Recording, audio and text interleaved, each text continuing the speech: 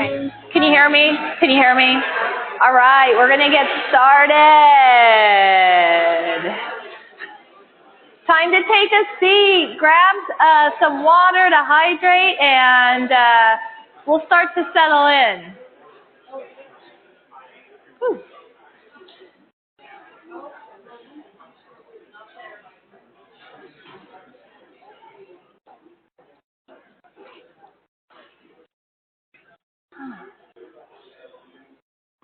All right, well, welcome. It is a gorgeous day out there. My name is Vanessa Barth, and I'm the Lilly Loaned Executive to BioCrossroads and their Chief Scientific Officer. It is my pleasure to introduce our third Frameworx series for this year. And to kick it off, I first want to acknowledge our sponsors, which include Indie Science Connect, as well as Miles Printing. So thank you for the fantastic programs. The next thing I just want to bring up is that we have a fantastic slate of speakers, and I want to thank all the speakers up front. I'll mention I want to thank all 11 of them, so it's not every day that we get 11 individuals coming up here to share some fantastic content for our life sciences ecosystem. So today we're going to be focused on our universities, our state's universities, including IU, Purdue, and Notre Dame, and how they spark, support, and sustain innovation and entrepreneurialism in the life sciences space and beyond. This is so important to our state's economic growth and diversification that we continue to support innovation, entrepreneurialism, attracting, retaining, and developing talent. Those are some key ingredients that we continue to need to foster and sustain so that we can contribute solutions both in our local economy, the state level, in the U.S. and globally. So BioCrossroads has had a long-standing history of supporting these outcomes and innovation and entrepreneurialism for the life sciences ecosystem. And we're really excited to continue that momentum forward into the future with some additional programming as we look to weave together the already existing pockets of innovation and entrepreneurialism through a new program we plan to launch in the fourth quarter of this year in partnership with 16 Tech. I believe I see Bob Coy in the audience, as well as IBRI, the Indiana Biosciences Research Institute. I see Jay McGill in the audience. Yeah, I'm going to make you stand up or wave your hand at least. Give us a wave.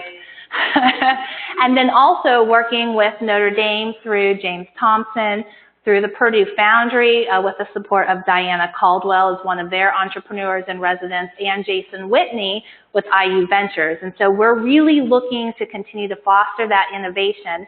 And so we're going to be bringing a program to town called the MIT Venture Mentoring Services Program. So this is a fantastic program that we've seen in action up at Matter, which is a health tech incubator in Chicago. And what we're really looking to do is bring that to town under the name AIM, for Accelerating Innovation Mentoring. And it's our goal that we come together as a community to continue to connect our innovators, our entrepreneurs, with those individuals in the community who have those scientific, business, legal, HR, all sorts of different expertise so that they can tackle the next hurdle in front of them and continue their forward momentum to be successful. So we just want to put that on your radar as we start to plan for the end of this year. So as we think about what we're going to be focused on today, I want to make sure first to acknowledge that we've got our university leaders in this space. We're going to be hearing from Kelly Ditch. She's from the Idea Center at Notre Dame, and she's a director with a strong emphasis on de-risking ventures or startups.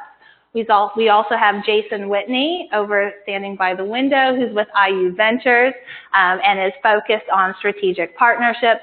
And we also have Scott Henderson, who's the Vice President and Chief Entrepreneurial Officer at the Purdue Foundry. And so they're going to be giving us a flavor of what our universities do to keep that engine going for our state. We're then going to go ahead and switch gears and hear from 8 startups across these different universities. It's going to be much more of a speed round, so we'll try and keep it, I think it's be brief, be bright, and be bold in executive communication. So we'll get them up here, and then anytime we save at the end, We'll be bringing up the university leaders for questions so we can get a little Q&A action going on, and then a lot of heavy networking after the event. So thank you so much. And with that, I'm going to welcome Scott Hendricks to the podium. Nice. This is the thing, right? Let's see where we go. Hey, everybody. What a day, huh? Gorgeous weather out there. I don't even want to be inside. You guys want to just ditch the rest of the day when we get out of here? I'm just kidding, Joe Beth. I'm just kidding. So we did it. All right. So you guys know Purdue University. We're up in West Lafayette, Indiana. If you haven't heard of us, that's where we are. There's a lot of things going on, and in the last 6 years, I have the pleasure of actually joining this team that 6 years ago started the Purdue Foundry, where basically with President Mitch Daniels saying, let's just consolidate our company creations under one umbrella, and what would happen. And so we've been really focused on how to launch companies, how to take the technologies that just pop up every day. You know, the best thing is I wake up in the morning and there's thousands of ideas that are sitting around on campus, and one of those might just be a life-changing, world-changing idea. And we have a very capable team who have done a couple things.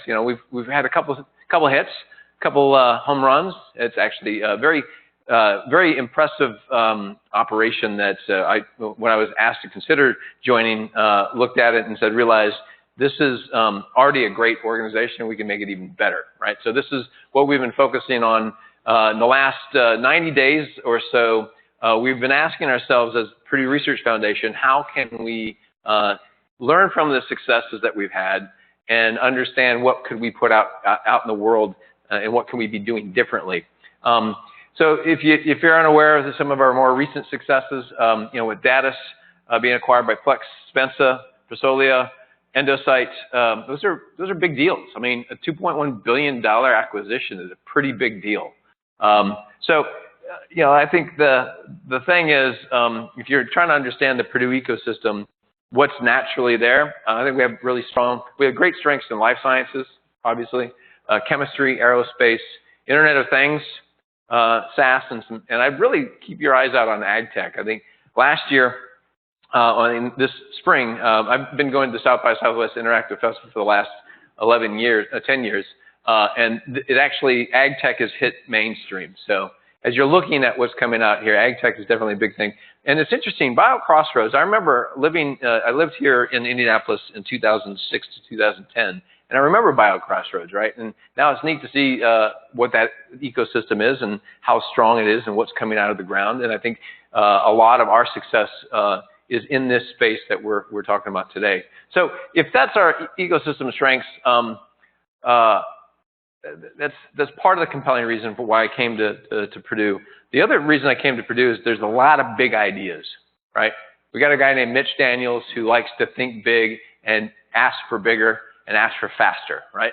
So it's a very interesting play with what Purdue has done under his leadership of acquiring Kaplan, making Purdue global. But this is actually a big idea, 400 acres of purpose-driven real estate, where we have the programming, we have the company creation that we've been doing, we have the research that we've been supporting, we have more large companies wanting to work with us, and there's actually, this is not a thing that we're talking about in the future. We actually have 4 buildings with dirt being turned and framework already being up, and this is actually a physical manifestation of we're inviting the world to think bigger and put themselves in the ground, their feet on the ground in West Lafayette to help create that next big thing, working with researchers, working with big companies, and working with startup creation.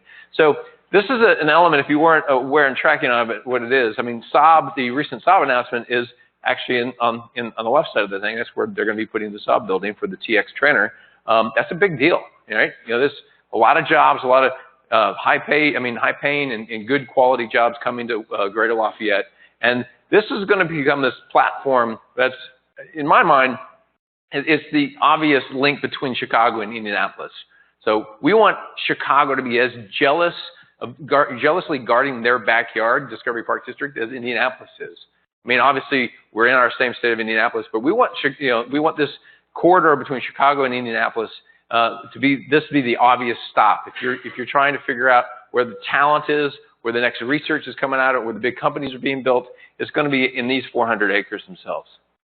And then if you're also not tracking all this, it's good to know is like the Lilly Foundation gave $40 million. Half of it's going to go to Purdue for research. The other half is to help build this 10-county test bed around Internet of Things with advanced manufacturing and agriculture being a big deal. So that's something very important. Johnny Park, who and some of his team members out of Spencer are running the Wabash Heartland Innovation Network. And there's going to be some great things coming from that. And last Friday, we helped organize the Indy 5G Summit, where we had 65 industry, academia, startup, and government leaders come together to really jointly commit to pursuing establishing Indianapolis and the state of Indiana as a center of 5G innovation. This is kind of the next white-hot center. So we have a track record. One of the things we've been doing in the last 90 days is we've been putting together the strategy for what's the future of commercialization at Purdue, and with PRF driving it, and Brooke Beyer from our Office of Technology Commercialization and our team and our teams jointly put together a strategy that the board approved, and now we're in the operationalization side of it. But here's our scorecard. This is kind of a general progression of startup commercialization. We have Firestarter that we've been using. We've been certifying companies. We had 225 companies that we have launched in the last 6 years. 133 had Purdue IP. 88 of them are dead, and I'm very proud of the fact I can tell you how many are dead. That's great. That's we actually know this startups, right? And so now we have about 89 that are in the launch phase and about 15 in the scale, and 3 have hit their goal. So we've been asking ourselves, what can we do instead of just launching? What can we do to build these companies? And so this is kind of the broad strokes of what our board, what we presented our board, and our board has embraced. And now we're working on the implementation of it. We have been very launch focused. We're going to now be launch and build focused. So we're going to equally weight to that. We've been very inventor-led, letting the inventors decide path and pace. Now our commercialization team is going to be working jointly across the spectrum and entire lifespan, asking where is the best use of this technology at every step. We've been very much steady simmer, everything even, and now we're looking for the white-hot centers that we can invest in more. And we've had limited capital. It should be capital, not investing, pardon me, John. But it's, now we're actually going to be doing more robust capital approaches to what we have.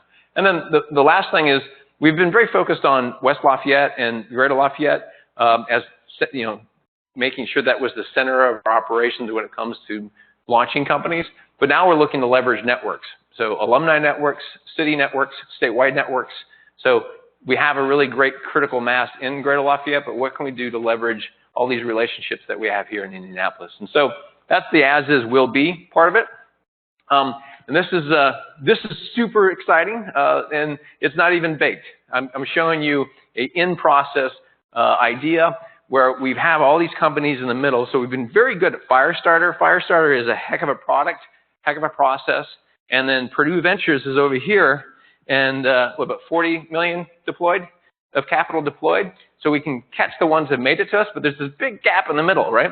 And so Accelerate Year is a concept that we're shaping that's looking at the companies that have made it to the shape, and also inviting anyone else that wants to come through this who hasn't come through our Firestarter program but has something that's viable. And as I said, this isn't final draft. This is a chalk on a chalkboard. A lot of it's going to be racial, but the basic idea is we want to get the market dynamics coming in earlier. So having the teams, inviting teams to apply and to pitch, and then filling a room up with a bunch of people who are good business builders, who are volunteers and aren't going to be paid, but their job is to help for 30 days shape the idea that they would pitch to us, the evaluation committee. We're determining what the value is for that 12-month period and have 3 distinct periods and checking in with these milestones so that if they're not meeting their milestones, we can move that money and put it elsewhere. But the idea is every 4 months having a big event, filling the room, having companies show off what they're doing. We're also looking at taking short lists of technologies that we're excited about, but we don't have teams to build, and putting them alongside the companies and letting people say, hey, we want to help build this as well. But making this a regular rhythm of what we have. And then as companies come out, and we'll be able to then put them on the right stages and introduce to the right people. So some exciting stuff happening. If you have any questions, you can find me for the rest of the day. I'm on Twitter. I do, and I'm on LinkedIn, Scotty Hendo, if you want to find me there. That's my email address. Wow, there it was, 10 minutes. Thank you very much. I'm gonna put this over. All right, you got me hooked up. Great. All right, thank you, Scott.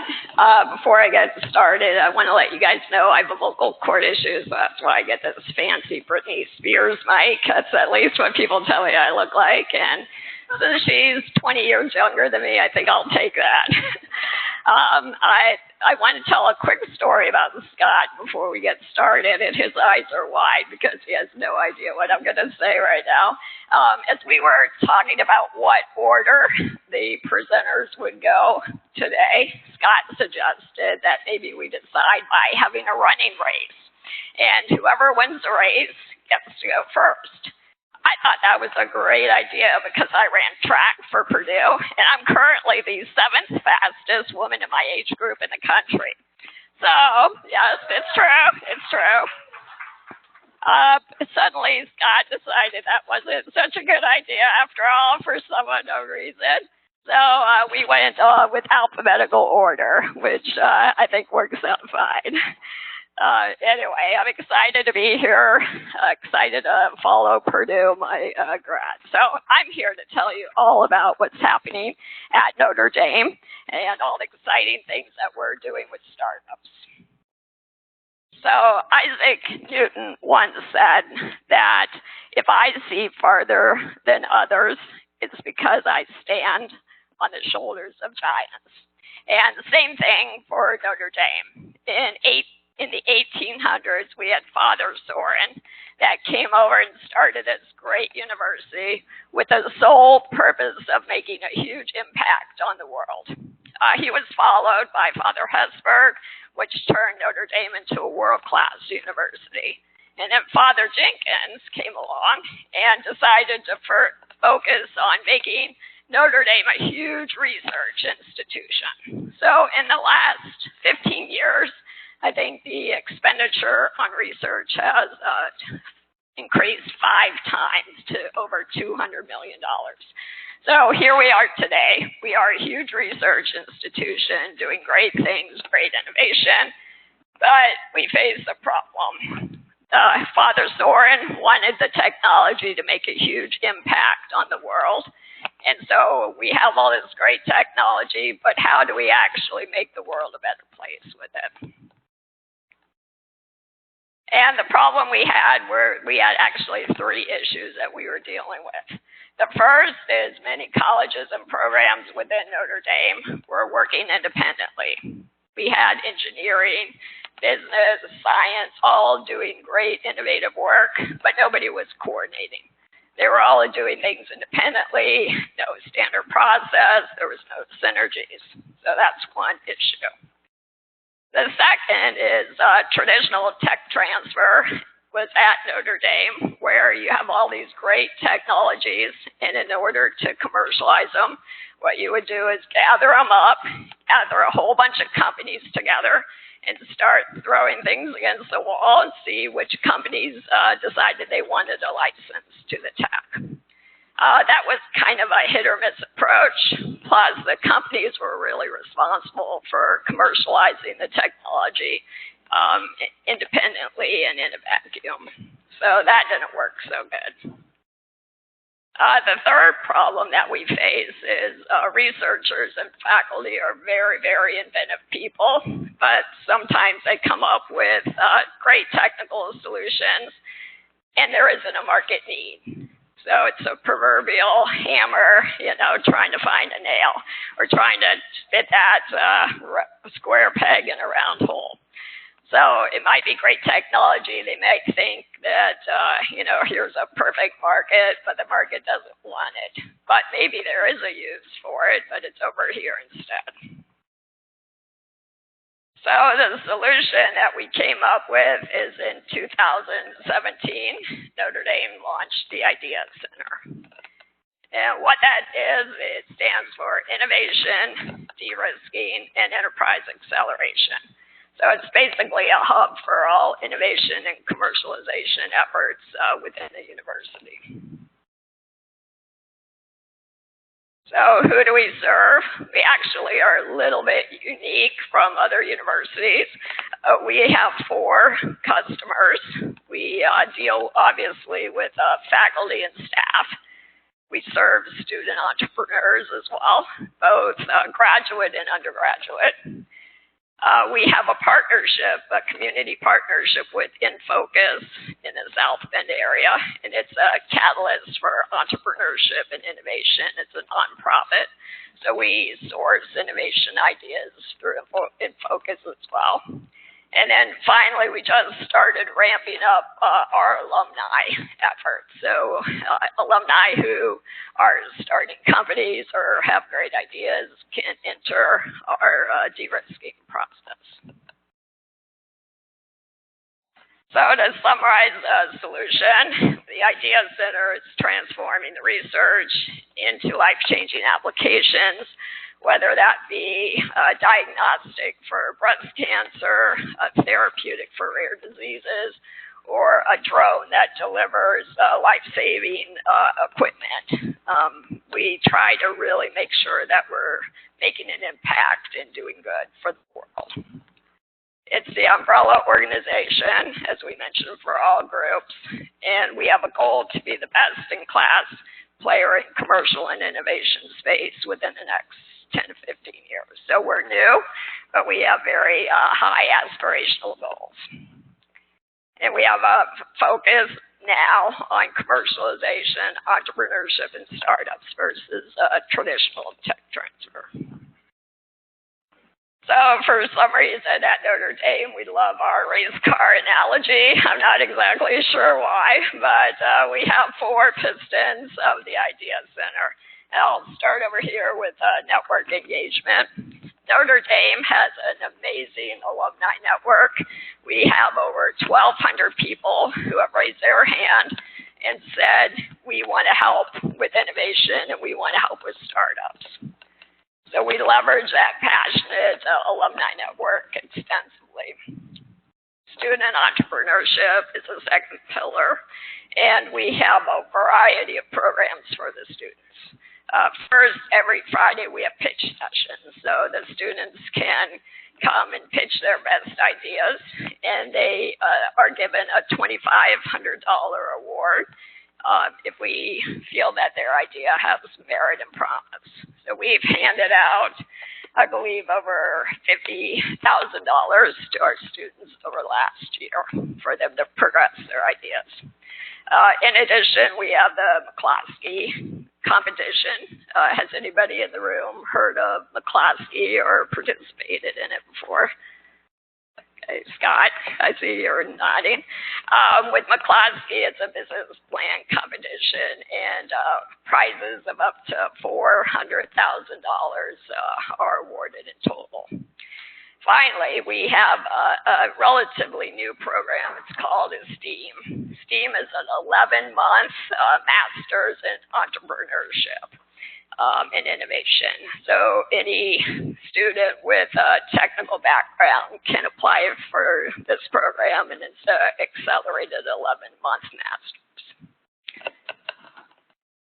Innovation Park is our amazing facility. I'm relatively new at Notre Dame, about 6 months in the job. And I come into my office, I close the door, and it's a self-closing door. I was totally blown away. We have a wet lab facility, 90,000 square feet.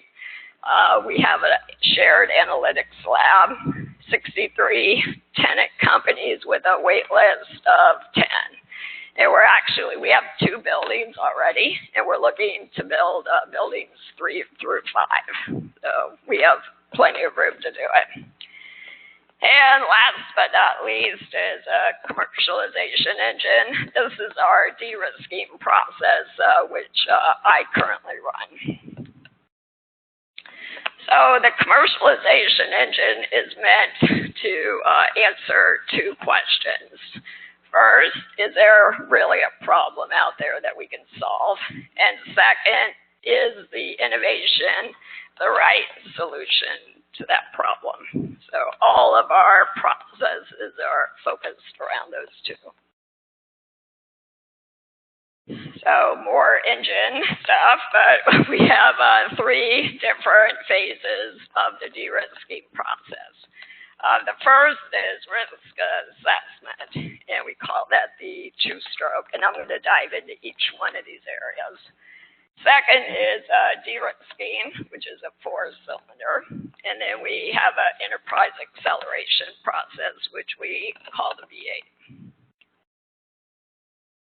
So the risk assessment, after entrepreneur or PI discloses his invention or technology, it goes through a risk assessment. Basically, we put analysts on it. They do a deep dive and look at every aspect of the business, everything from size of market, IP position, competitive analysis, financials, funding, and team.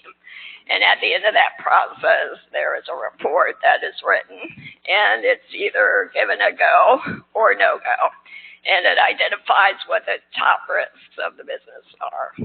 So right now, about 50% of our technologies that go through the process are stopped at this stage, and 50% go through.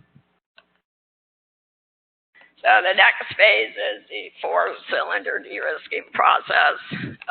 With the 2-stroke, we know what are the highest risks. So in this phase, what we try to do is either eliminate those risks or minimize them. So we're basically doing all types of validation testing to improve the offering and make it have the best chance for success. We have 3 different areas within de-risking. First is problem validation, and that basically, is there a problem in the market and is the solution a good fit? We do one-on-one interviews with experts. Then we move on and do tech validation, where we develop product development roadmaps. We actually have a gap fund as well to progress early stage technology to proof of concept. And then finally, market validation. So here we're doing things like concept tests and focus groups, surveys, landing pages, even crowdfunding campaigns in order to make sure that there is going to be market traction when the innovation is launched. And finally, the V8. So here we're putting together the team, the management, and the funding to make sure that the product successfully launches. We actually have a $23 million pit road fund that we can use to help the companies launch and accelerate.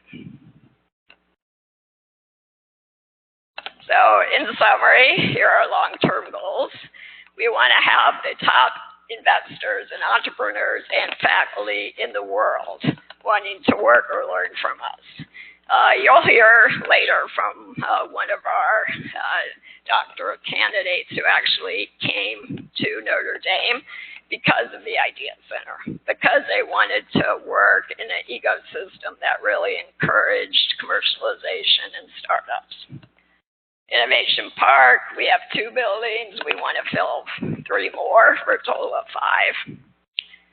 Student entrepreneurship, we want it to be one of the top 5 reasons that students come to Notre Dame. Pains me to say as a Boilermaker, but Notre Dame has great sports. They really do.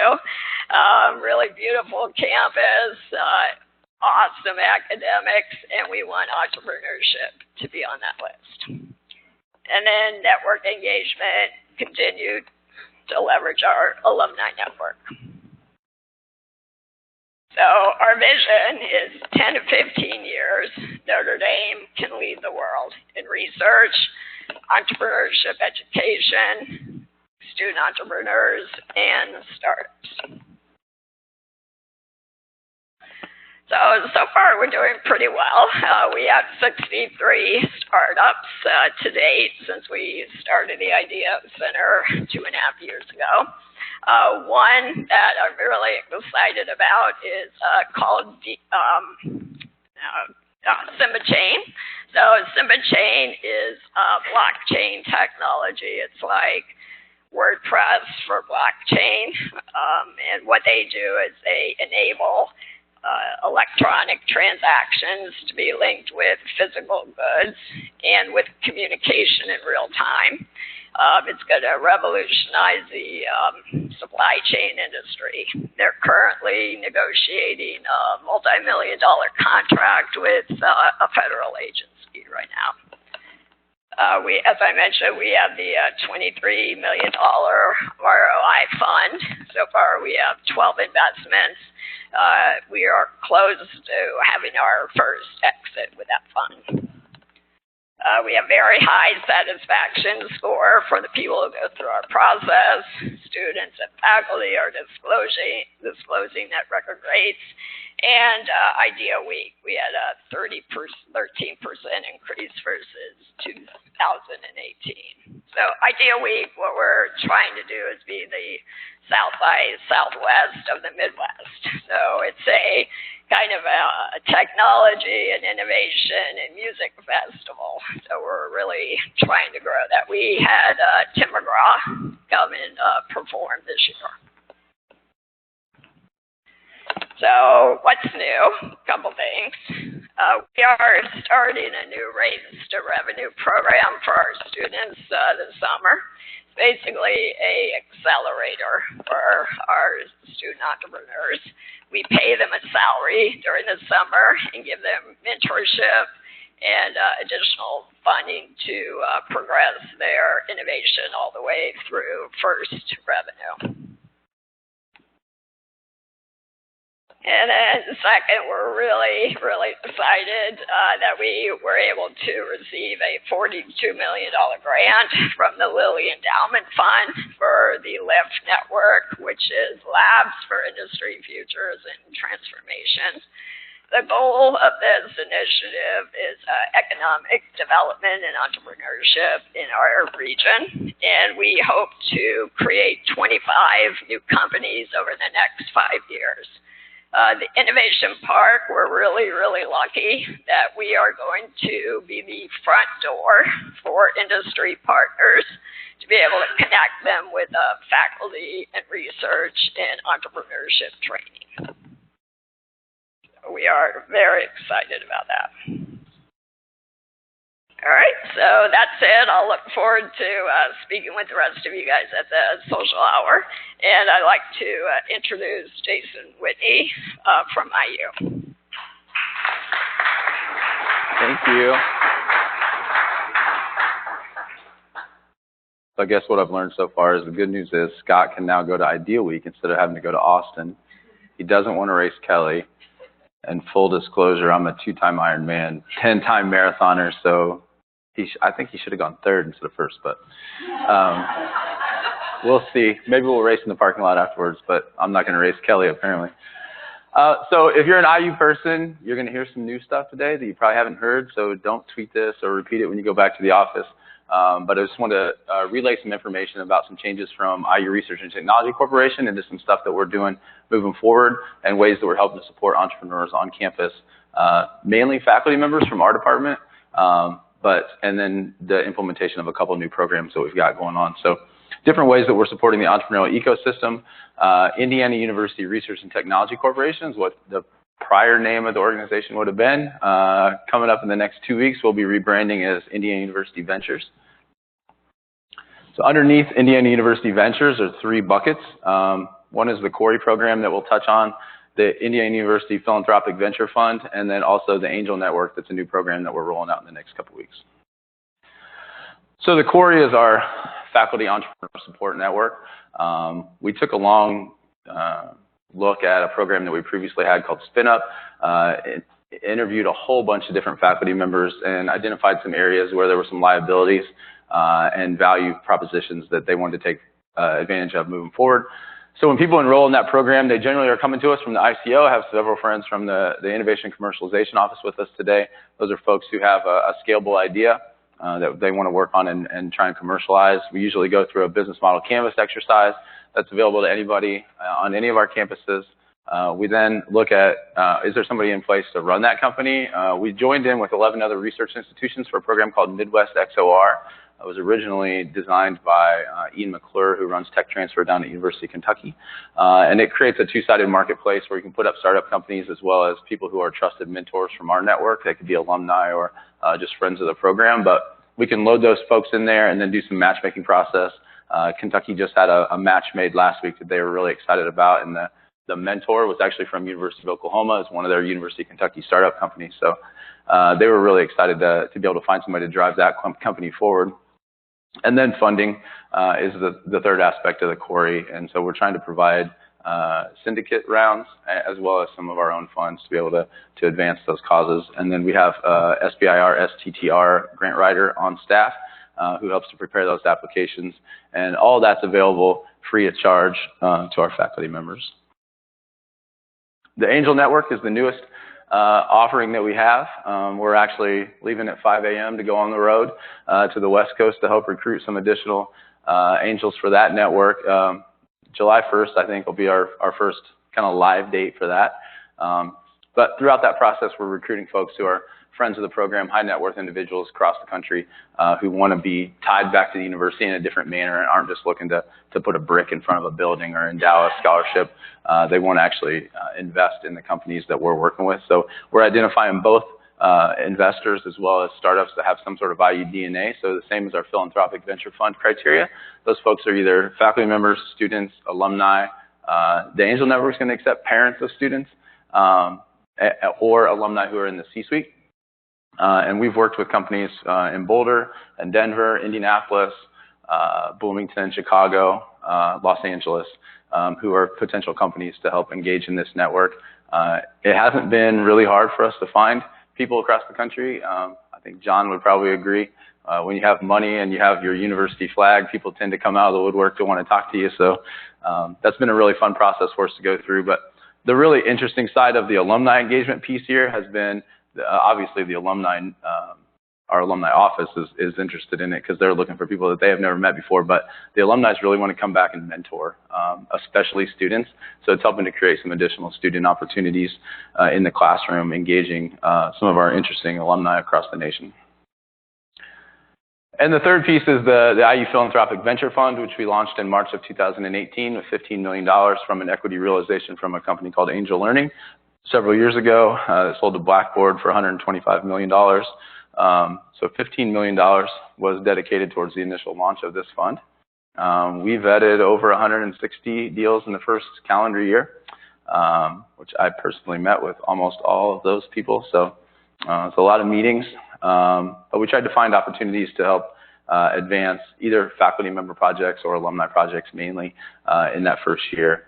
We looked at companies all across the nation. And we invested about $4 million last year. Terry Willie hi Terry, is our fund manager. She came back from Cold Spring Harbor in New York and really excited to have her back in the state. She has a really immense network of people, especially in the life science space. So we've been able to take some faculty members projects that were kind of stagnant and be able to surround them with people who Terry knew on the talent side as well as the funding side to help advance those causes. Here's some of the companies we invested in last year. A lot of Indianapolis-based companies. Ziptility is a Bloomington-based business. Our office is actually in Bloomington primarily. A lot of life science companies. A couple interesting companies. Obviously, Care Revolution is an IU company. Diagnotes, Scioto, Nerex, you'll hear from later. So we're going to make probably 4 or 5 more investments this year. And then Terry's out on the road fundraising the rest of that round up. It's an evergreen fund, so any equity realizations that we get out of this won't go to building buildings or doing programs later on. It'll go back into investing in amazing startup companies. And all donations to the fund from alumni are tax deductible, so it's the same as just donating to the foundation. Although some of that stuff sounds new, IU has a track record of having successful exits, and this is just a couple of examples of companies in the last 10 years that have exited and have accounted for over $33 million in equity realizations back to our organization. So although it kind of sounds new stuff, we have a track record of being able to do this and being able to do it successfully. If you want to find us in the Bloomington area, we're at the Mill. If you haven't been to the Mill, please come down and stop by. We'd love to show you the space. It's a renovated early 1900s furniture factory that is now the hub of entrepreneurial activity in Bloomington. And in Indianapolis, we're at Union 525, which is another amazing space, the original Indianapolis Manual High School. And that's our email. Cool. Thanks.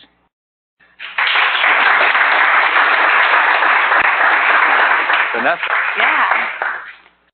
All right. In the spirit of be brief, be bright, be bold, we're going to head into our I'll call it pitch sessions across the 8 ventures that have been kind enough to show up today.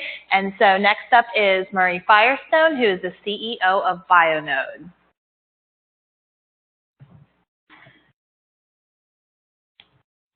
So I see the folks who are pitching don't get lavaliers or lapel mics. So I'm delighted to be here to share with you some of the very exciting work that we're doing at BioNode. Do I have a slide clicker? Is that it? That's us. So about 5 years ago, I was playing squash with some buddies of mine. The court was wiped up with me by my opponent. He took me aside afterwards. He says, but I've got something very exciting to talk with you about. My son has a $1 billion idea. We'd like to have lunch with you to discuss it. I figured $1 billion idea warranted at least lunch. So we met, and it turned out he might be right. His son was a postdoc student at Purdue in the Weldon School of Biomechanical Engineering under my partner, Pedro Irithoki, who is my co-founder and the chief technical officer of BioNode. And what they were working on was a thing they also called BioNode, which was bioelectronic medical devices. Sounds pretty fancy. It goes by another name quite frequently. Folks are calling these devices electroceuticals to contrast them with pharmaceuticals, of course, or nutraceuticals. This is not a brand new concept. We're all familiar with this. Pacemakers, cardioverters, defibrillators, these are all examples of bioelectronic medical devices. But what hasn't been done until very recently is to take these devices and essentially hack the nervous system and take over control of various biology in the body in order to rectify a pathological condition, to treat a disease. What Pedro and his team were doing in their lab when I met them was they had a little implantable capsule called the BioNode, became the name of our company. That BioNode could take a cranial nerve, could take the vagus nerve, could take certain neurons and bundles and stimulate them certain ways and take control of everything from the ability to treat sudden unexplained epilepsy, to treat incontinence, to treat post-traumatic stress disorder and various inflammatory conditions. But what was really interesting when I joined the company was they said, let's do some wireless electrode research, which they did. We took the electrodes off of the BioNode.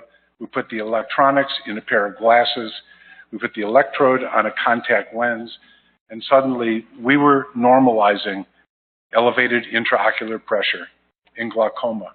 in 15 minutes. We went to Barcelona, working with a medical director, our medical director of our company now, who was a research colleague of Pedro's, Professor Irithoki. And we took some trial glasses, which had the electronics in them. We took a contact lens and printed a little bit of gold on it to serve as a special electrode, just a passive device that collected the field, the magnetic field and current that was generated by the spectacles in such a fashion as allowing us to normalize intraocular pressure in glaucoma.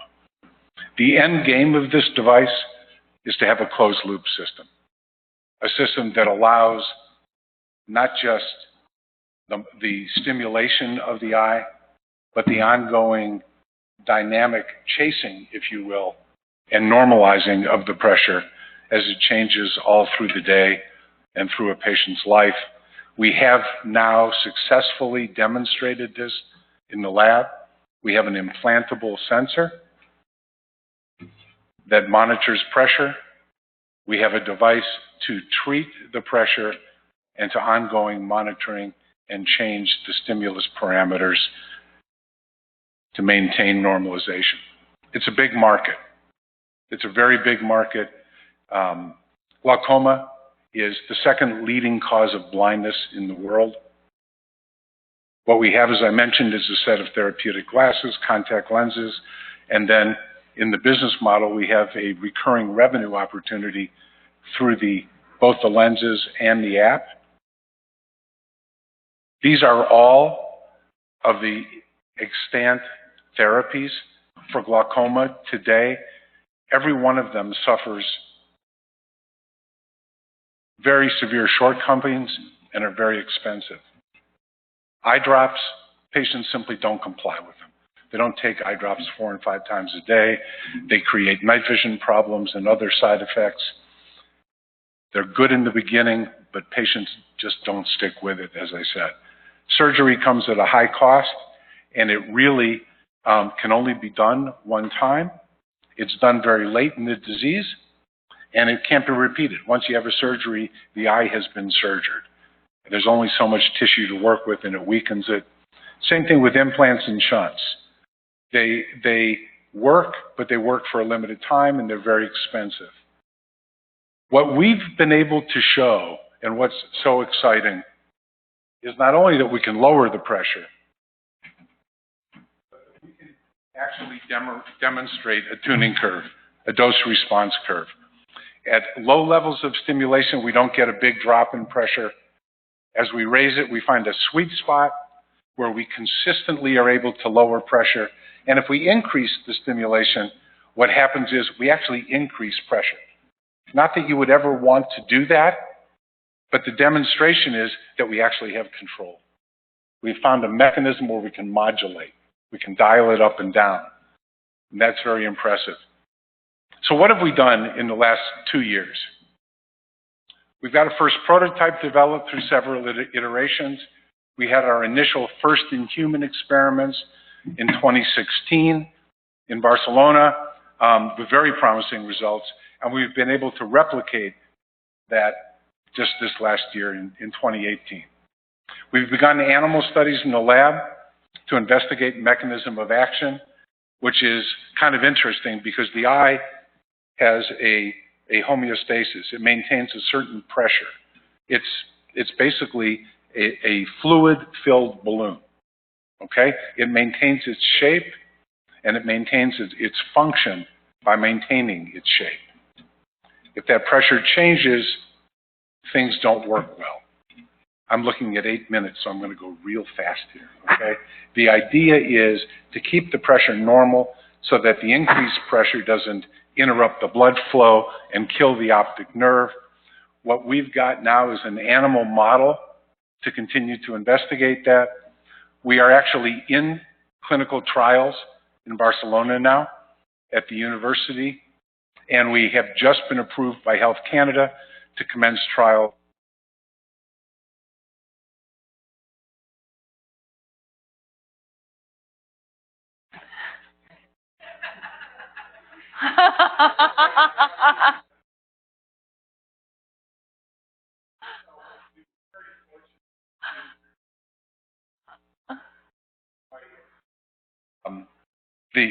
The Black Award, the Gold Award, we have an anonymous charitable trust that has awarded us $1 million. That's been our total funding to date. We're very fortunate in that we've stood on top of $20 million in funding that Professor Irithoki's lab had attracted to do the initial research.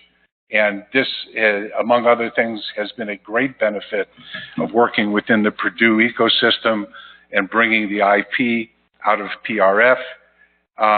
We now are iterating on our clinical trials. The results of these trials will inform the design of next trials. And as soon as we have the data from the current trials, we'll be going out, of course, for our next round of funding. And God willing, success and take this to market and help a lot of people with a very serious disease. So thank you.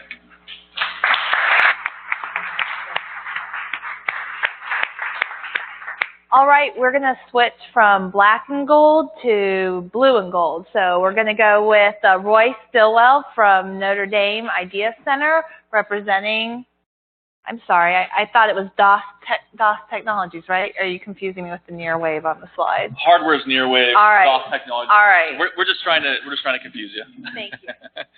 I apologize. So yeah, my name is Roy Stillwell. I'm a PhD student at the University of Notre Dame. I work under Dr. O'Sullivan's lab. We do biophotonics, and I want to talk to you a bit today about a technology that we're developing called Nearwave, which is basically a safe tissue imaging device.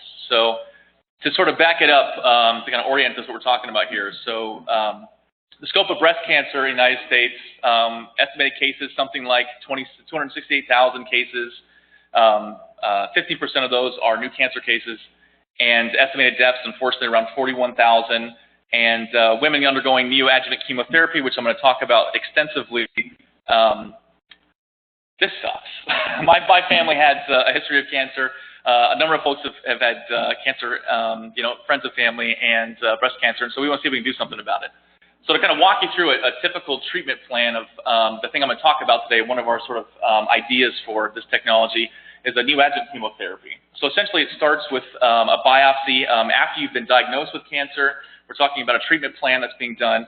You get a biopsy to check the tumor itself, undergo an MRI for sort of a baseline, and then you undergo between 3 and a year treatment for sometime a chemotherapy, immunotherapy, or hormonal therapy. And at the end of that treatment period, you get a second MRI, and essentially that is to basically inform the surgery when you're to have a biopsy or a mastectomy, and then of course a biopsy to follow that. So what we're talking about here is this. What we think we can affect here is this sort of middle area. So in this time where you're getting this immunotherapy, there are no imaging systems for monitoring response to any kind of chemotherapy, neoadjuvant chemotherapy. So what I want to talk to you about is a technology called FDDOS. It stands for Frequency Domain Diffuse Optical Spectroscopy. It's an imaging modality, and what I'm showing here is basically the things that we can measure. So we're a deep tissue modality. It uses laser light, and we can pick out these parameters from tissues. So hemoglobin, deoxyhemoglobin, so that's blood, and blood without oxygen, water, and lipid.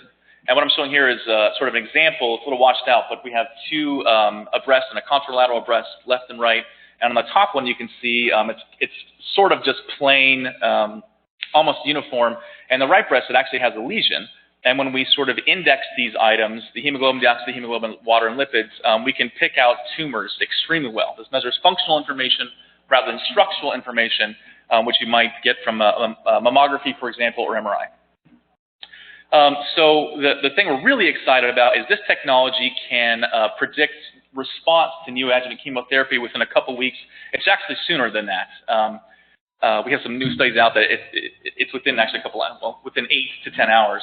But essentially what you see here is a baseline image of a breast image with a tumor, and then undergoing therapy, chemotherapy. So we have an early therapy, mid-therapy, and post-therapy. And you can see it's pretty obvious that it's changing. This hot spot is where the tumor is at. And so obviously, the idea here is that you can increase sort of survival rates by being able to change therapy. For example, if a chemotherapy type isn't working within some number of weeks, as well as possibly reduce time to surgery. If the chemotherapy type isn't working, we can just get you to surgery and save you the 3 months to a year of taking chemotherapy poison.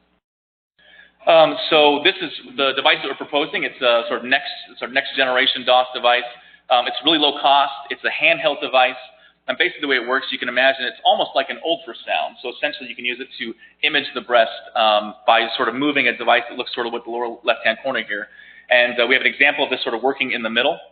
And essentially it wirelessly transmits an image to a mobile device or a laptop or a computer, something along those lines, wirelessly and in real time. So it images. It's very similar to how an ultrasound image sort of modality would work. And so the cool thing about this technology is it's kind of like a platform technology. So we can do lots of different things with diffuse optical spectroscopy. We have groups studying brain imaging using functional near-infrared spectroscopy that this device can be applied for. There's a number of technologies that we're investigating for example, VO2 max in sports medicine. That's a non-invasive, just light-based method. Neonatal care, and of course we're focusing on breast today as an example. But there's a number of sort of technologies that we see this technology going into. So we've done some market validation on this with oncologists and a number of professors and researchers around the country. And they really like the idea. They love the idea of more frequent check-ins. The device that can be used really, really often. It uses non-ionizing radiation, so it's much safer than, say, for example, mammogram. We have a professor that just said, I'll take 10 of them. So they're very interested in this technology. Market size is very large. The imaging and spectroscopy diagnostics and therapeutics market is huge, $60 billion a year. Using primary care physicians for this type of device, that's also a very large market, $830-something million. And where we're sort of directly targeting initially will be oncologists in use for that neoadjuvant chemotherapy application, and applying that originally to our beachhead, which would be the research community, making sure that we get that system out there and they can test and make sure that the system works with clinical trials and things of that nature. And so where are we at? We actually have a version of this working on a benchtop that we've had some funding to get that sort of rolling, and we're finishing the hardware integration to make that essentially the small handheld device that we're kind of looking for. We're developing the mobile interface and the real-time imaging. We have to validate those technologies against sort of the gold standard of this device, and then of course other devices like mammography or MRI, which we've done. There's been about 25 years of research doing exactly that, so this is actually a relatively easy step. And then putting that into clinical trials at Notre Dame. We've got partnerships with a number of hospitals that are in our area that we can easily connect with. So so we are the next steps. So our team is myself, I have a colleague, Vince, who works in our lab, and then our professor, Dr. Thomas O'Sullivan, who's been working in a number of different locations. He comes from Stanford as well as UC Irvine on different versions of this kind of technology. So a good technical team.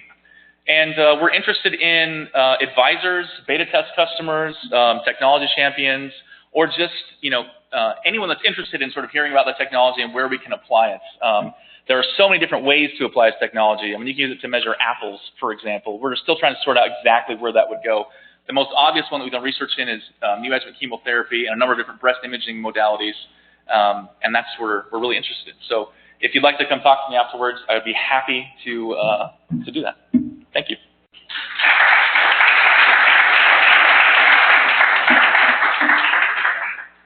All right, 43 seconds. So you don't have anything else you want to share? Murray, trying to.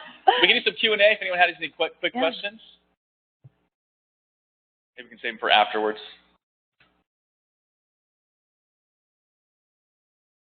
All right, cool. We'll go with afterwards. Okay, thank you. All right. All right, Joe, if you get up here quick, you get an extra 20 seconds. All right, next up is Joel Modoon. He's the CEO of Fast Biomedical and representing IU Ventures as well. Thank you to BioCrossroads and to IU for inviting us today. They said it's the lightning round. I'm trying to figure out if this administers a shock in some way if you go over 8 minutes, but I won't. The name of our company is Fast Biomedical. It's based here in Indianapolis. What we're working on is a first-in-class technology. And when we're out there, we realize how notable that is, because most of med tech is really an iteration of what exists. This is a true innovation. We are, for the first time, able to measure plasma volume and kidney function in near real time in patients.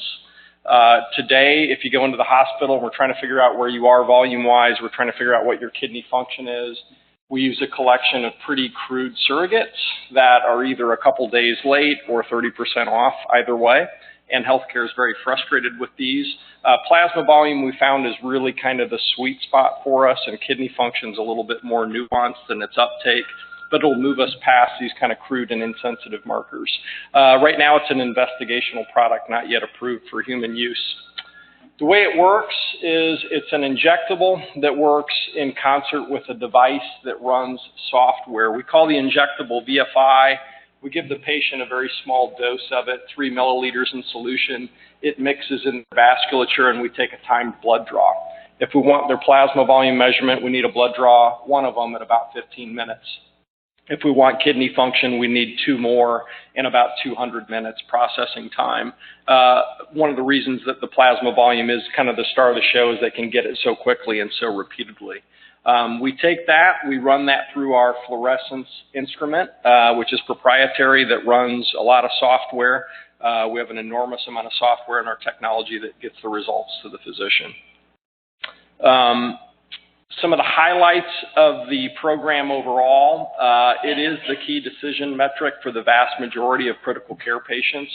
And healthcare has wanted this for so long, over a decade. They've literally published on it. They've literally published on, if in critical care, if only we had a direct measurement of volume. It's a $10 billion total addressable market that's been validated independently by investors at this point.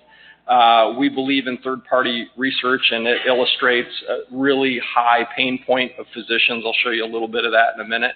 And we have a really strong defensible market position. Today we have 64 patents globally, a clean freedom to operate report, and really a lack of emerging technologies.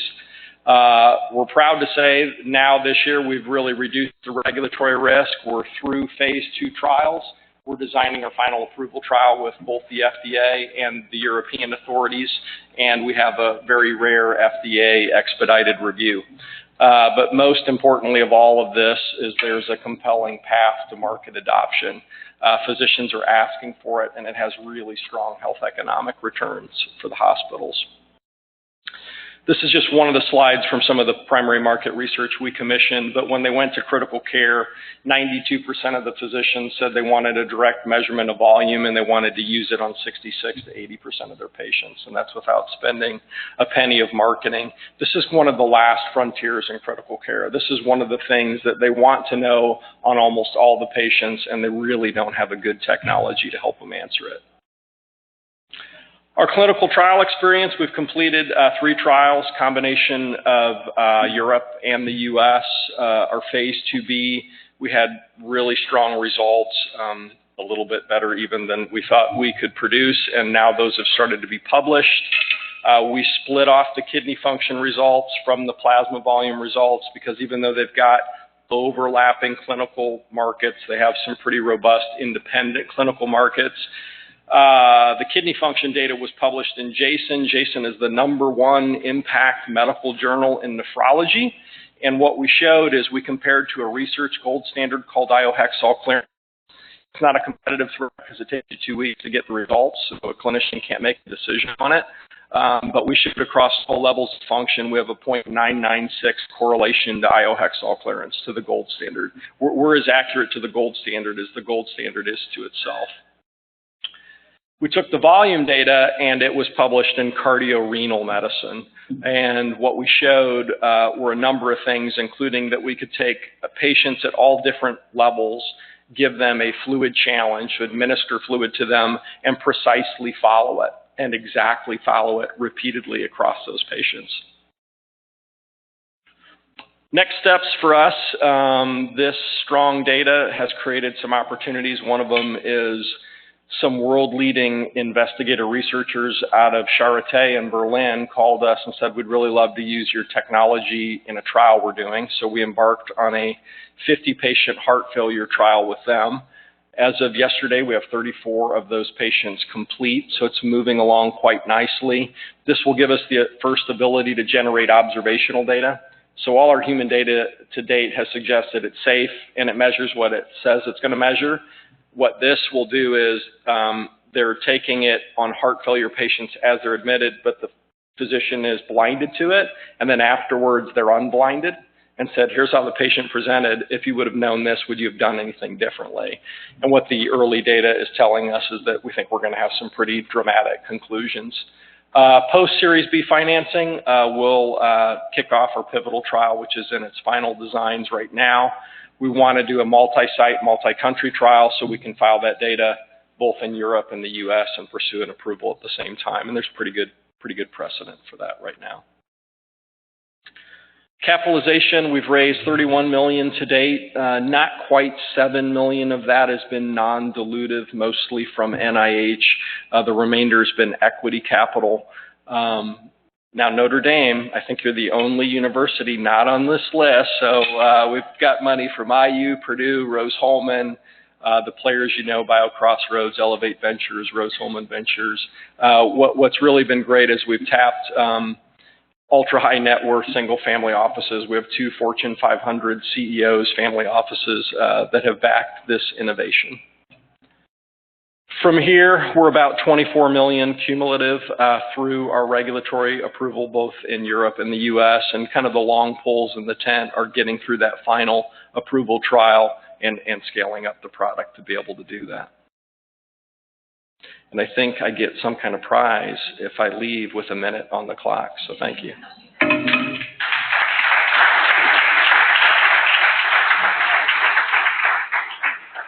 All right, next up is Katie Polzak from Notre and also representing the IDEA Center.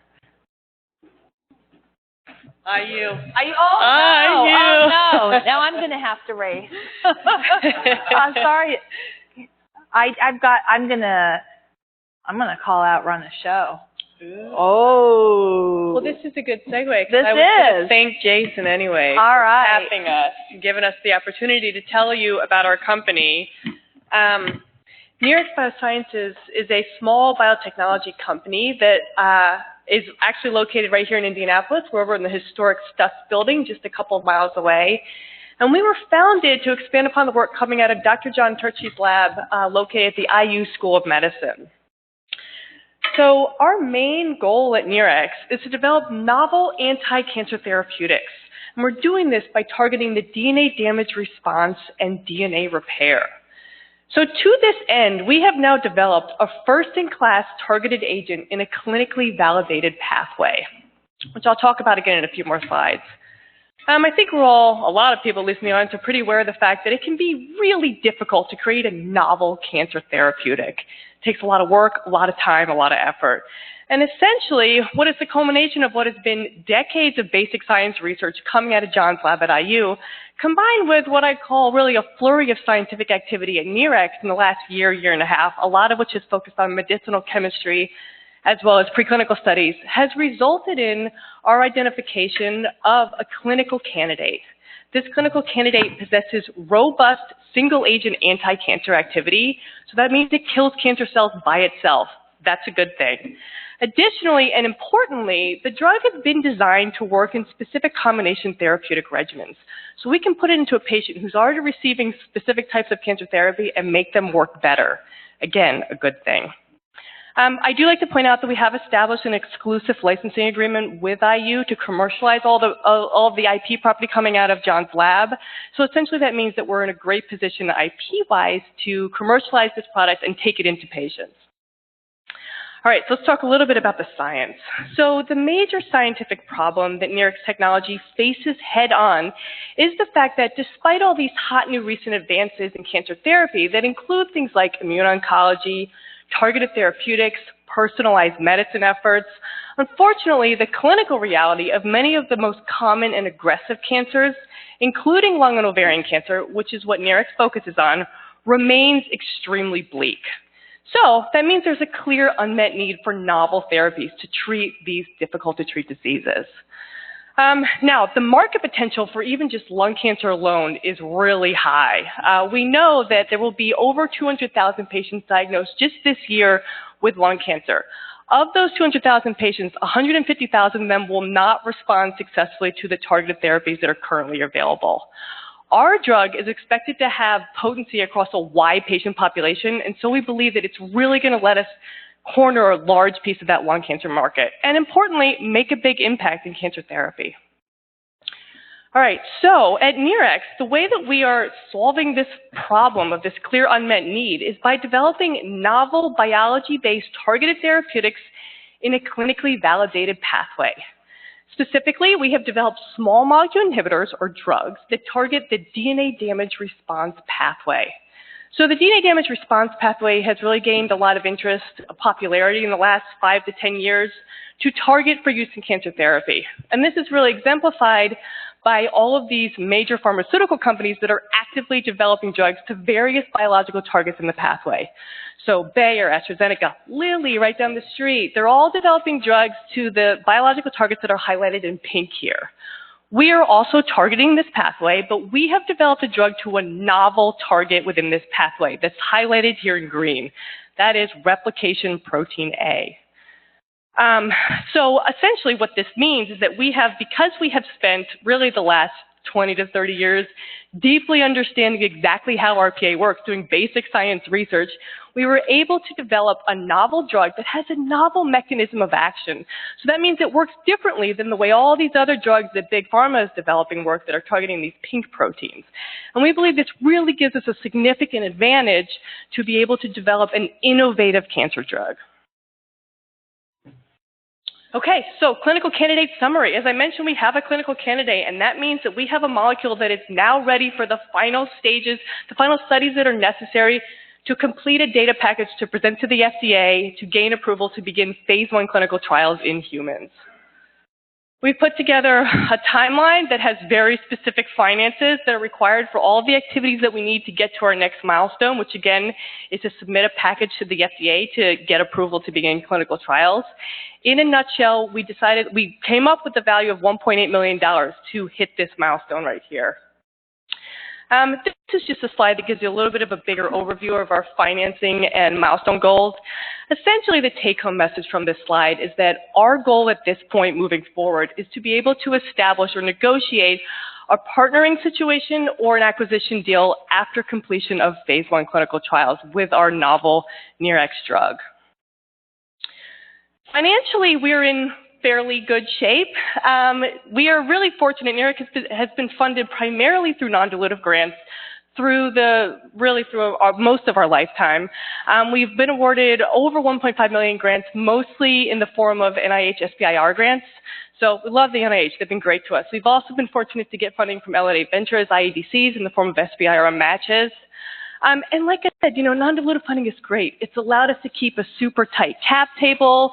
It's really great in a lot of ways. However, for those of you who apply for NIH grants, it's really, really slow, right, and painful.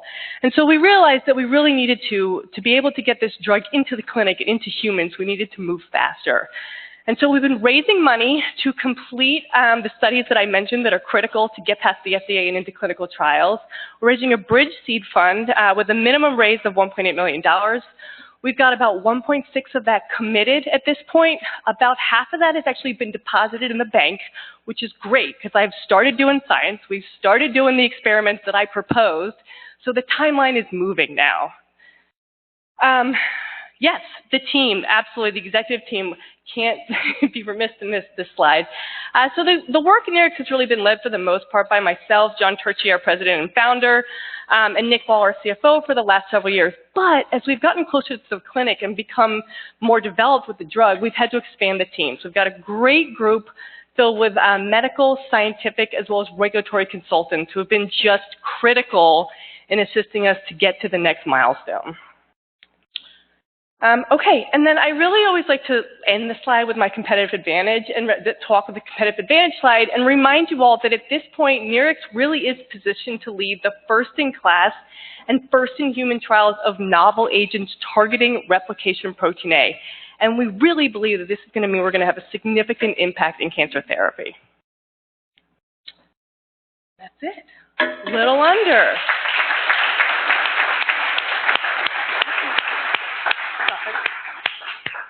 All right, next up is Stuart Lowe, who's coming around the edge, CEO of Novastio. Thank you. I'm excited to tell you a little bit about some of the technology that we're developing at Novastio. We are in the business of helping bone fractures heal faster. Now, my most recent experience with bone fractures was my son, who was roughhousing with his older brothers and broke his tibia. Fortunately, that's not a big deal for a kid that age. They fix it, they put it, cast around it, and after a little bit of time, he has enough cellular response to make that bone heal.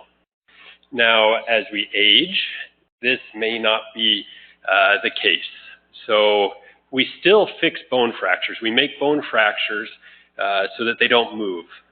But the problem is that some of that cellular response is not there.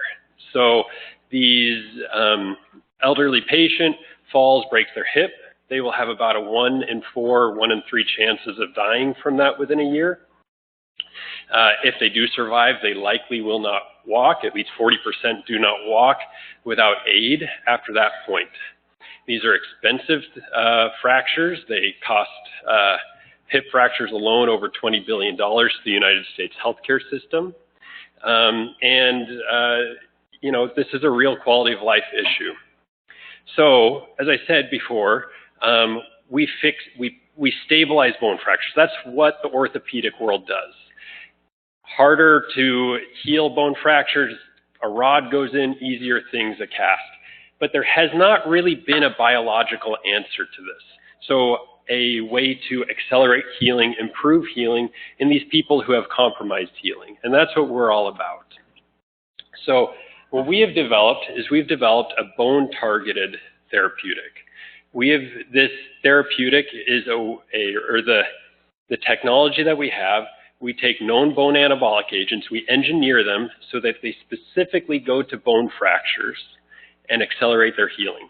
I'll show you what I mean by that. So here you can see 2 mice, both with femur fractures. Okay, we've injected them with radiolabeled dye or radiolabeled drugs and looked at where the drug goes. Okay, this is a standard biodistribution.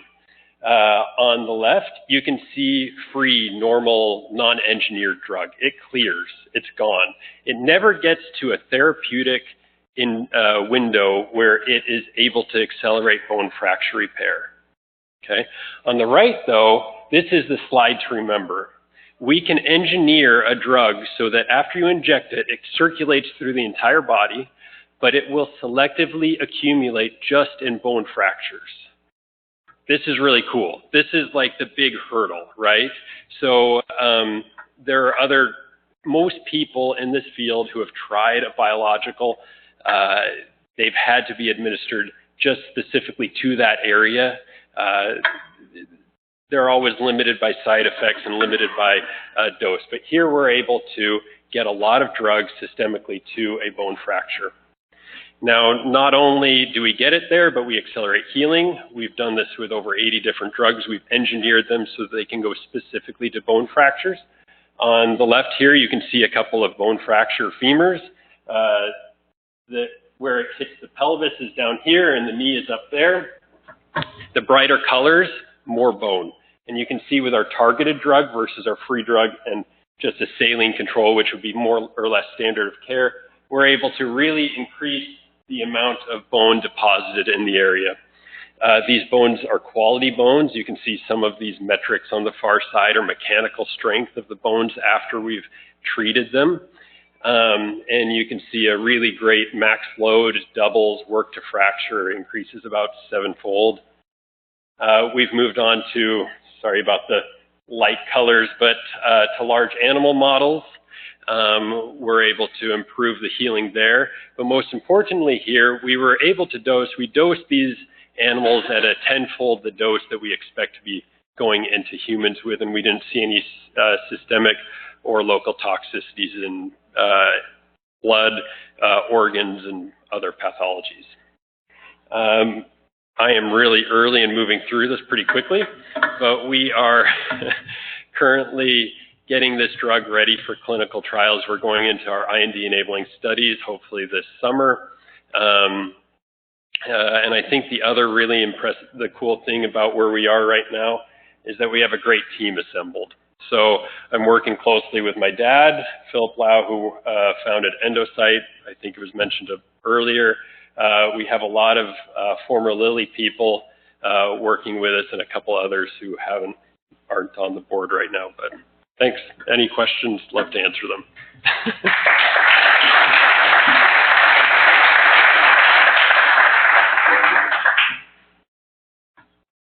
Yeah, please. Because we do have time.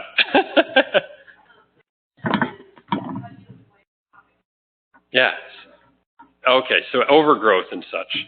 That's a really good question. So one of the nice things about this technology is that our drug specifically binds to bone, but just bone where it's fractured.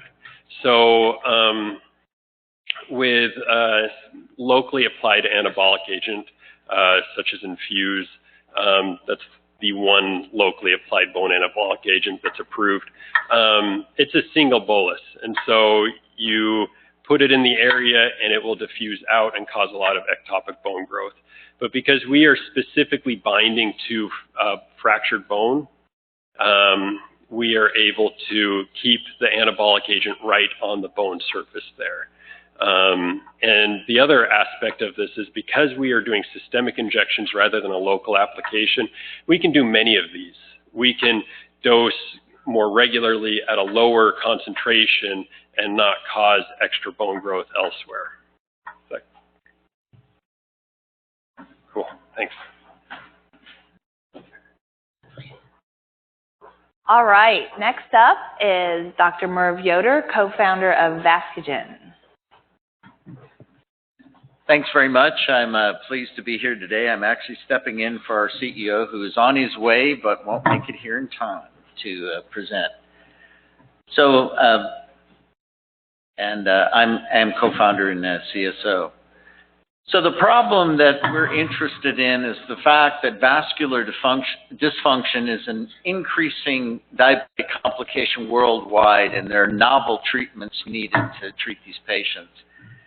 The amazing thing is in peripheral arterial disease, which is one of the more severe complications of diabetes, they're estimated in this year we will cross the 500 million patients worldwide that suffer from this disorder.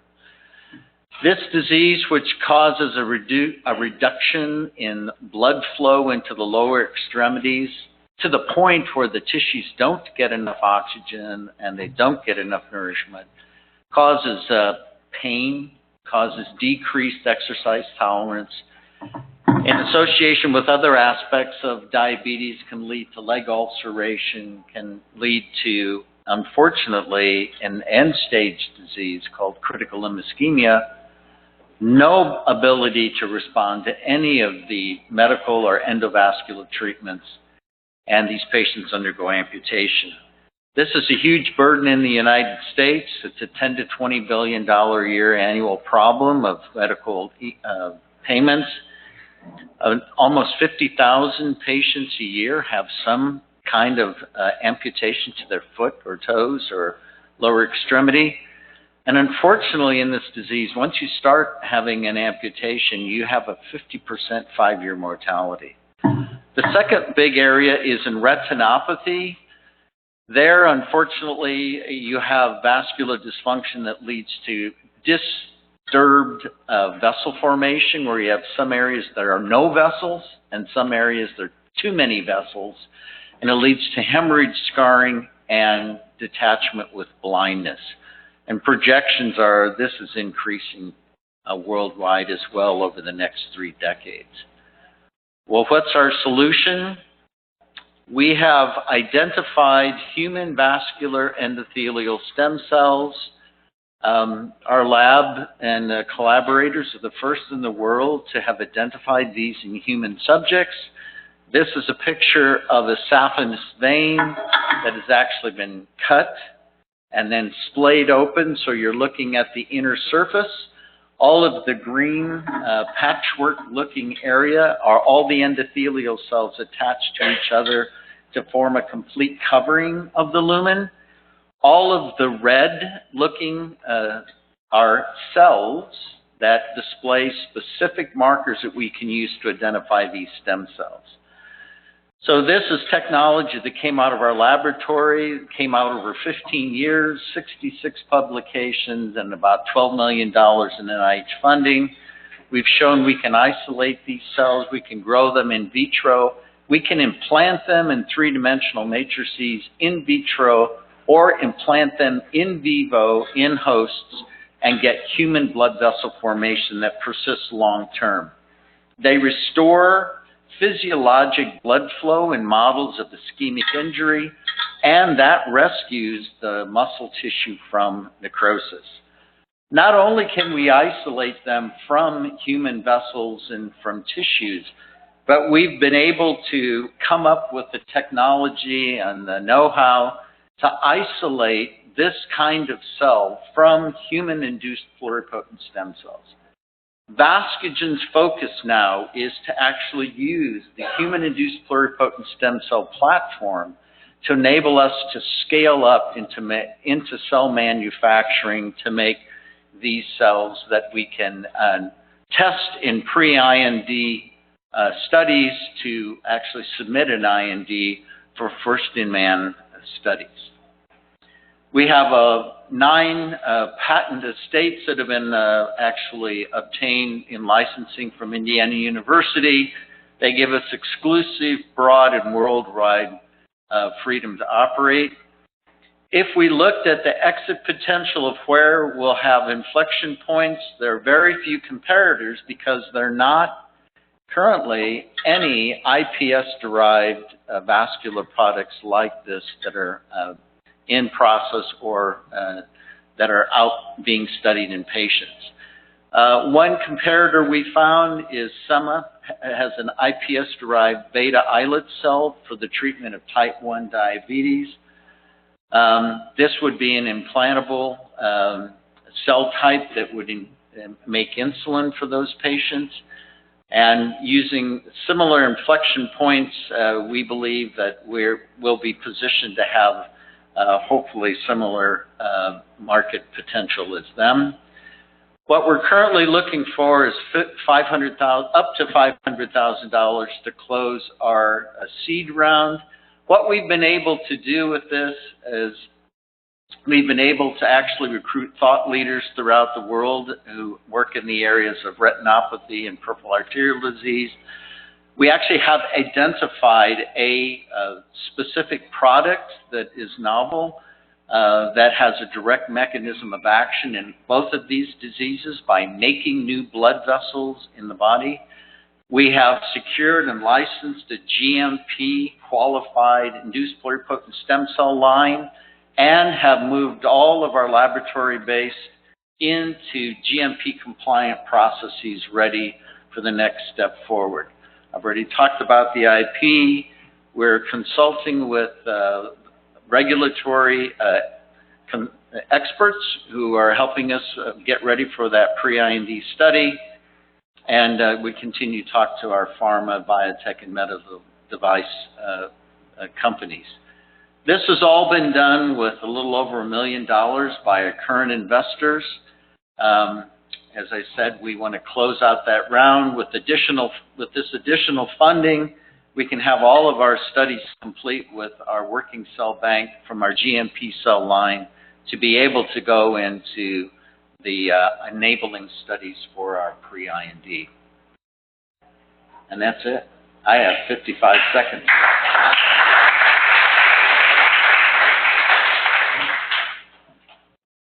Questions? Thank you. All right, next up we have Christopher Kelly from Vital View.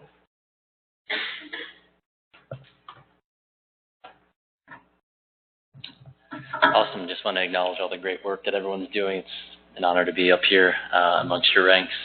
So cool. I've had the privilege and honor over the past year to interview a ton of health experts and really explore the fields. And what I'm about to say is probably not new to some of you in the room, but there's a massive paradigm shift ongoing in healthcare from reactive healthcare, which is what it is today, to proactive healthcare, from being diagnosed and treating after you're ill to preventing that illness from ever happening in the first place. And what I've learned is that two of the keys to actually realizing that paradigm shift is going to be, number one, partnerships, and consumer-facing health tech. So think in Apple partnering with an Aetna to hand out a bunch of free Apple Watches to their patient population to incentivize better behavior. And then number two is minimizing change in patient behavior, so being as innocuous as possible. And with Vital View Technologies, we have a real opportunity to play in that space with their non-contact vital sign monitoring system. We believe that one day your home is actually going to be your health monitoring system. But to get there, we're going to take baby steps, and specifically, we're going to start with baby monitors. So we went through the commercialization engine at the Notre Dame Idea Center and found a really interesting problem and a really interesting market.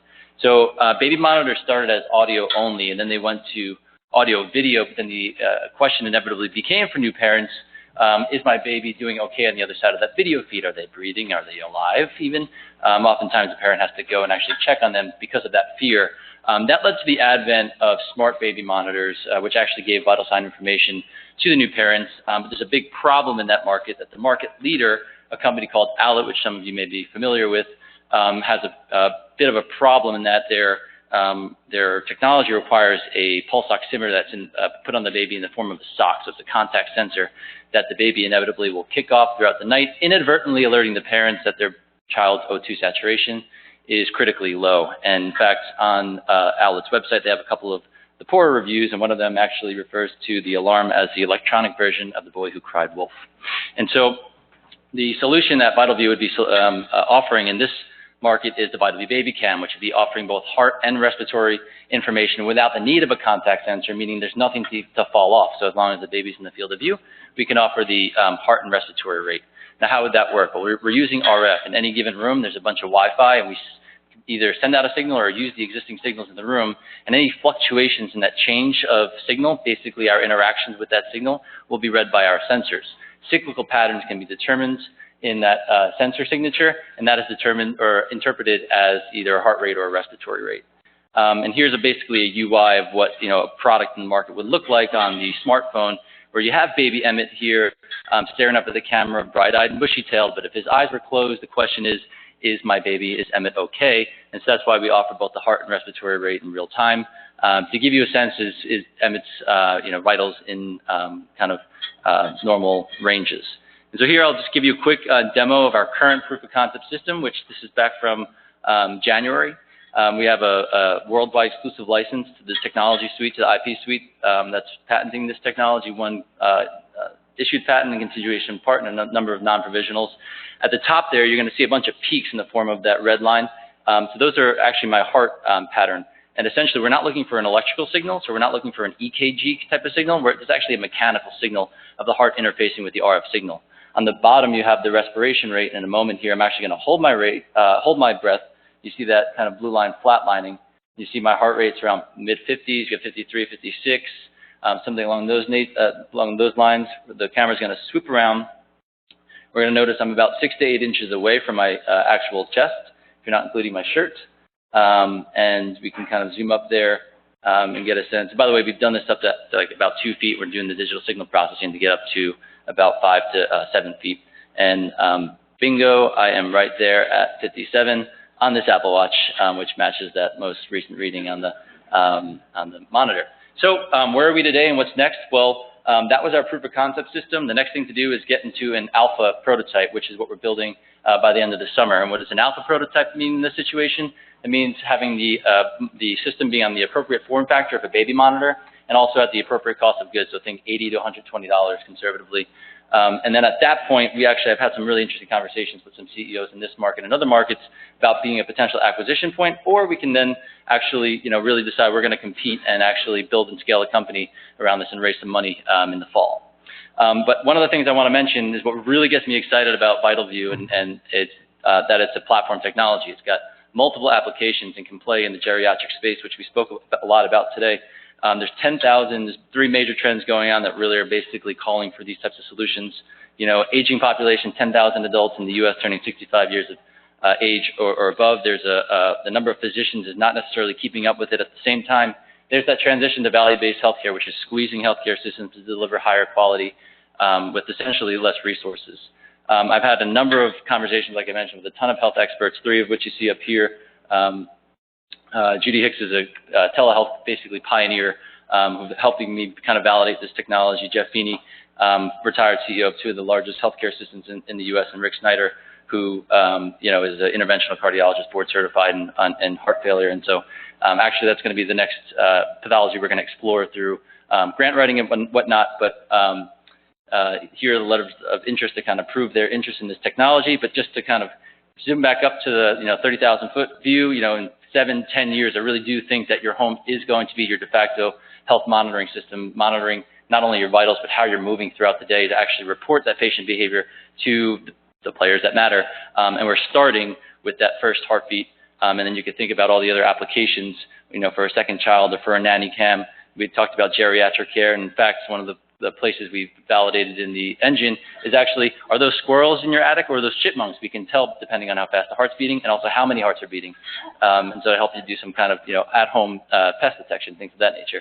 And starting with the first heartbeat, not only because there's an existing demand and problem in the market, but as home IoT expert Matt Rogers, who founded Nest, told me over lunch, that new parents are some of those irrational buyers on the planet.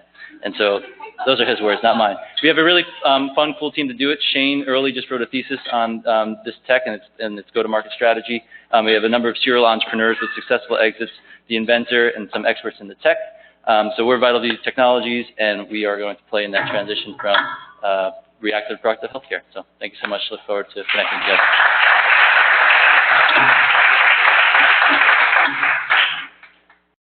All right, next up and last up is Steve Moggensen, CEO, SpeechVibe. Have you ever walked into a coffee shop, ordered a cup of coffee, and had the barista ask you to repeat your order? So you repeat it, and it still doesn't work. She still doesn't understand what you want. And so you get frustrated, the barista gets frustrated, and you walk out of the coffee shop without your cup of coffee. I'm sure that probably hasn't happened to you, but for people with Parkinson's disease, this is a common, everyday occurrence. They lack the ability to communicate their basic wants and needs. Good afternoon. My name is Steve Moggensen. I'm the CEO of SpeechVibe, and at SpeechVibe, we give people with Parkinson's their voice back. We do this with a wearable medical device, which immediately improves their quality of life because they're able to communicate their basic wants and needs. So 89% of people with Parkinson's have a speech problem known as hypokinetic dysarthria. It's just the inability to speak loudly enough or clearly enough to be understood. Muhammad Ali, for the last 20 years of his life, when we saw him in public, he didn't talk because he couldn't. He had hypokinetic dysarthria, so nobody could understand what he was saying. There are 10 million people worldwide with Parkinson's, 1.5 million in the United States. So just the opportunity in the United States is a $3.2 billion market opportunity. We're not treating Parkinson's, we're treating hypokinetic dysarthria. So there are some other disease states where the device has proved impactful: traumatic brain injury, stroke, multiple sclerosis, and there are others. So hopefully, if I've done my job by now, you're asking yourself, okay, how does this work? Because this sounds pretty good. It sounds too good to be true. We're actually using a neural response or an involuntary reflex known as the lumbar effect. We all use it pretty much on a daily basis. The last time you were in a noisy restaurant, you did 3 things. You spoke louder, you enunciated better, and you slowed your speech rate. But you did all 3 of those things without thinking about it. And if you remember going back to the person in the coffee shop trying to order a cup of coffee, they think they're talking perfectly normal. So providing an external cue through a small wearable medical device. It's just a background noise that when the speaker talks, it plays a background noise, and when they stop talking, it turns off. That background noise is enough to get them to talk typically 3 to 5 decibels louder, which is a noticeable improvement. And it is a lasting effect. This is not something patients habituate from. So we do have clinical efficacy. 75% of patients in the clinical trials showed an immediate improvement. We have a number of peer-reviewed publications. We have over 300 paying customers and have generated $750,000 in revenue. And our return rate is 4%. So I think that talks to how well the device works. There really isn't any device competition out there for the last 25 or 30 years. Traditional speech therapy is really all that's been offered. What we know about traditional speech therapy is that it's very time intensive. It's 16 one-hour sessions over 4 weeks. That's not even including the homework that you have to do, reading out loud. And really, after 6 months, only 10% of the people that go through speech therapy retain any benefit. Most of them are back to baseline. So right now, 80% of our revenue is through VA medical centers, mainly because they cover 100% of the cost, which is close to $2,500. We're on formulary, which is better than being on contract. Contracts go out for bid, they expire. We're on the formulary. Any VA can go in and order our product. And currently, we're in 30 of 154 VAs. And I'm just going to skip that. So I'm just going to go through 2 key business challenges that we've encountered and how we've overcome them. Originally, because our device has to be programmed by a speech pathologist, we started training speech pathologists all over the country and quickly realized that was not a very good way to scale the business. So we applied for and received a direct phase 2 SBIR grant for $1.2 million. We developed a telemedicine platform in the first year, and in the second year, we tested it with 65 patients. It works very well. But now, for the last year and a half, we've been offering that as a kind of a white glove service, so to speak. So patients can now order the device, have it shipped to their home, and in about 10 minutes through a video conference call, have it programmed by a speech pathologist. This obviously expands our market opportunity, and this is a great way to scale the business. The other one is, I mentioned it's a $2,500 product, and as you can imagine, our demographic of people who need this device are typically people who are retired on a fixed income, and many of them can't afford $2,500. So we've been filing Medicare claims since February. Last month, we received our first Medicare payment. That's good news. The better news is that they reimbursed it at about 94% of our list price. And last week, we received our first paid claim from a private payer, which is Aetna. So just a quick update. We've got about 25 claims in process right now. We have a very small team. We have 1 salesperson, and where do you think he lives? He lives in Texas. So most of our claims are being generated, which really proves our model that having salespeople in the field calling on doctors and then the doctors referring to the patients is repeatable and scalable. The team, my background, I have about 30 years in medical devices. The last 20 have all been with small startups and typically in a sales and marketing role. My co-founder, Dr. Jessica Huber, she's Purdue faculty. She's the inventor, and she's worked with people with Parkinson's for over 20 years. Rounding out the team, our VP of Sales, Price Cleaver, comes to us from Medtronic with 25 years of experience in the deep brain stimulation division. Ashley Lambert handles all of our patient-facing activities. She programs devices, trains other speech pathologists. And John Ridge is our VP of Reimbursement. He's helped a number of small startup companies receive Medicare reimbursement. So we've had over $6.3 million invested. Most of that's been non-dilutive. We have raised some capital that's really gone toward commercial efforts. And in summary, there's a large market opportunity. We've got a validated product that's been validated by customers. They're buying it. We are registered with the FDA. We have 10 quarters of revenue, and we're ready to scale the business. So I think they're opening the bar, so I'm gonna stop with that. Thank you.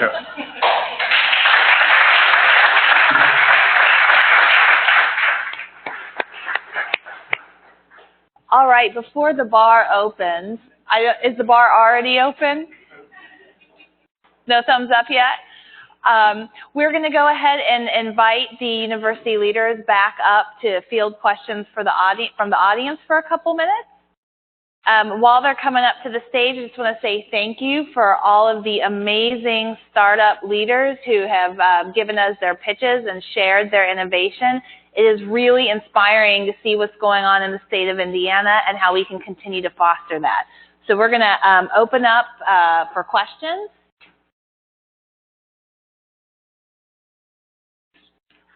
Everybody wants to get that. I've got a question for you. One of the things that you had mentioned, Kelly, was around the customers that you serve. And I think you mentioned 4, and one of those was the community. So you had a specific focus from a geography perspective. And I was curious, when you look at the portfolio of opportunities or you look at the submissions of the ideas coming in, what percentage or proportion are coming from the community without a tie back from a Notre Dame affiliation? So I would say that the community pipeline is definitely the smallest of our 4 right now. We're probably doing about 5 to 10% sourcing from the community. Yeah. Thank you. Yep. Is that an intentional outreach, though, that you make to try and increase that number, or are you fine with 5 to 10%? So, we have a number of different goals. I mean, one primary goal is to support the faculty Sure. and the students. So, but we definitely want to support the whole community and innovation in the area as well, in addition to our alumni, which are, some are in the community, but some are with, worldwide, actually. Yeah. So it's always a tricky balance of how much resources you put in the different buckets, but we are definitely committed to serving the community. And yeah, we would love that number to go up if we can. Sure. Hey, thank you. Can you talk to me, so I'm familiar with Notre Dame, but from the IU and from the Purdue perspective, for especially technologies that are coming out of, from faculty, how cap tables typically work at the early stages?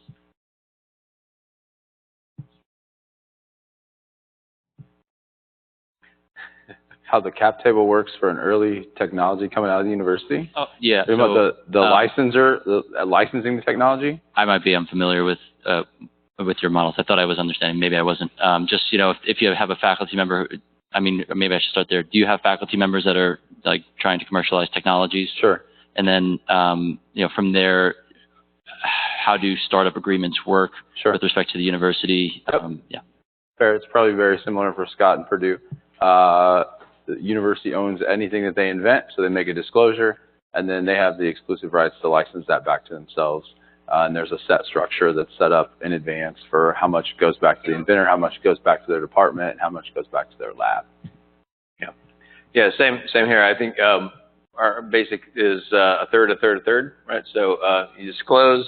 If you want to then turn it into a startup, then you get the license, but then about 3 to 5%, goes back off the revenue. But you don't have to be the one to commercialize it. But those are just general terms. Yeah. Yeah. Sure. Yeah, from Purdue University. So in terms of the Notre, so all the universities have a kind of different kind of what we call focus our technology area. IU is more on the science and medical school, and Purdue have engineering, related in the computer technology. From the Notre Dame, I know a little about the technology areas focus of your university. Do you have some kind of focused area or technology area you guys want to prioritize, to make,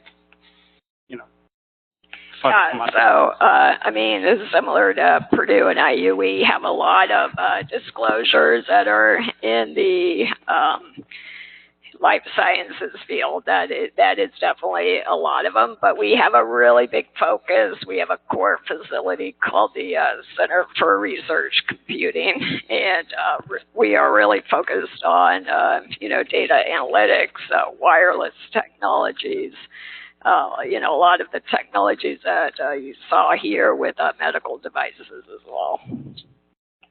I think we have that same focus as well moving forward. We obviously have a lot of disclosures from the School of Medicine, but also the School of Informatics as well as the Center for Applied Sciences and Cyber Research. So I think all three of us are working with the Indiana Innovation Institute and looking at Department of Defense applications in a variety of different schools. Yeah, in general terms, I mean, entrepreneurial ecosystems around universities are all driven by the research dollars that come in. And so, what kind of federal grants are coming in, what DoD, national defense, those really, as well as corporate sponsored research that comes in, that's the very raw material that usually leads to some sort of intellectual property that then can be spun up. Yeah. So I had a question about this sort of, I guess, valley of death between, research that's being done in a lab and sort of this commercialization section. And just from my own experience, there's not a lot of folks, at least in the engineering sort of groups that so I run with, that are either they're not interested or they're nervous about maybe sort of figuring out how to span that jump. Yeah. Could you guys talk about, how do we get more people interested in that? I guess would be the first one. And then the second one, what is, obviously the idea of this, this innovation is to jump that valley of death. How successful has that been, and how do we make that sort of work go faster or work better? We just did a customer research with Innovate Map, the digital design, product design company. And we identified our core audience segment are tenured, non-tenured faculty and grad students. And I think you can just take our name off this and replace it with any university. So the deep dive thing, high level report, startup commercialization is the kryptonite to the researcher's Superman, right? The researchers are like, most researchers just want to be researchers, and that's where they're the best at, right? And they're just going to be, they have lots of dollars that flow through them because of what they have. And as they said in their own words, I chose academics for a reason. Right?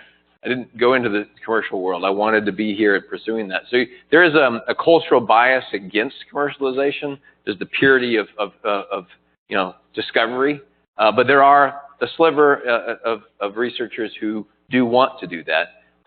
The other thing is we're part of our strategy is working with the Gallup organization, utilizing the Builder Profile 10, which is an instrument that has identified 10 traits of entrepreneurs and builders, and then that way what their strengths are, and we're looking to put better teams together around that.